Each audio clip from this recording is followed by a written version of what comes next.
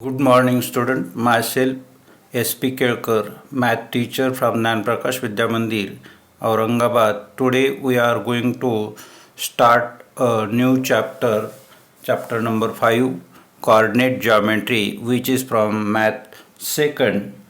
Now, in this coordinate geometry, to find the distance between any two points on any axis means if the point lie on the x-axis means the coordinate of y are 0, so we find out the distance between PQ, then we write down distance PQ equal to x2 minus x1.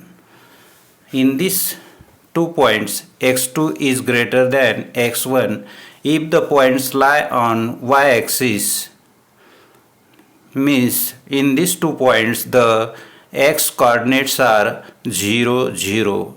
So the distance between point S and R, we can write down distance RS equal to y2 minus y1. In this 2 point y2 coordinate is greater than y1. Then to find the distance between the 2 points, if the segment joining these points is parallel to any axis in the xy plane. Now in this figure the segment KT is parallel to x-axis, means in this figure the coordinate of KT, coordinate of point K is x1 y1 and coordinate of point T is x2 y1, means here the coordinate of x1 y2 x1 x2 are the different but coordinate of y are the same y1 y1, means here if the y1 is 4 then here also y1 is 4, means in these 2 points the x coordinate is only changed. So the distance of KT, we can write down distance KT equal to x2 minus x1, that is the equal to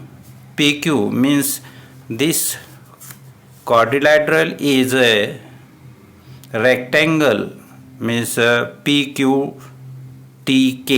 This quadrilateral is a rectangle, so this KT and PQ are the opposite sides, so the length of KT equal to length of PQ, that is the x2 minus x1. Now in this figure, if the point joining segment parallel to y-axis means point D and C lie in this xy plane, if we draw the perpendicular from C to y-axis and from D to y-axis, we get here again a rectangle, that is a RDCS. In this rectangle SR and CD are the same length segments which are the opposite sides of the rectangle, and SR equal to y2 minus y1 where y2 is greater than y1, and this length is equal to the length of CD, that is also y2 minus y1. Here x1 and this coordinate of point C and coordinate of point D of x are the same. If here x1 is 4 then here also x1 is 4. Then we find out the distance CD equal to y2 minus y1. Then we write down the third distance formula, that is the if the segment is not parallel to x-axis and y-axis, then we can draw the perpendicular from P to the x-axis and perpendicular from Q to x-axis, and which is perpendicular from this P to T. This PT is parallel to x-axis, then we get here one of the triangle, that is the PTQ. This triangle is right angle triangle. Then we can find out the length of PT, that is which is parallel to x axis. So we write down x2 minus x1, and this QT segment is parallel to y axis.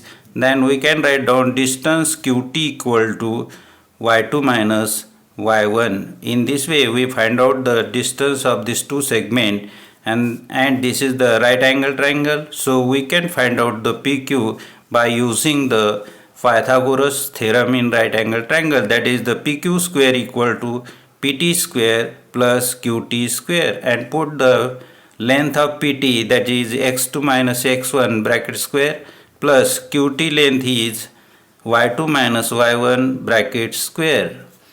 PQ square equal to square of this bracket plus square of this bracket. If we take square root of this PQ, that is the length of PQ equal to under root in bracket x2 minus x1 bracket square plus y2 minus y1 bracket square. In this way we find out the length of PQ. Now this PQ is not parallel to x axis and not parallel to y axis. So we firstly develop here the right angle triangle. For that we draw the perpendicular from Q and draw the perpendicular from P, which is intersect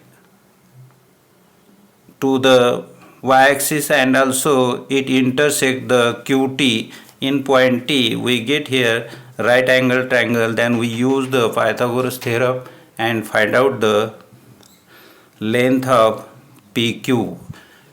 Now we use these three formulas for finding the distance between two points.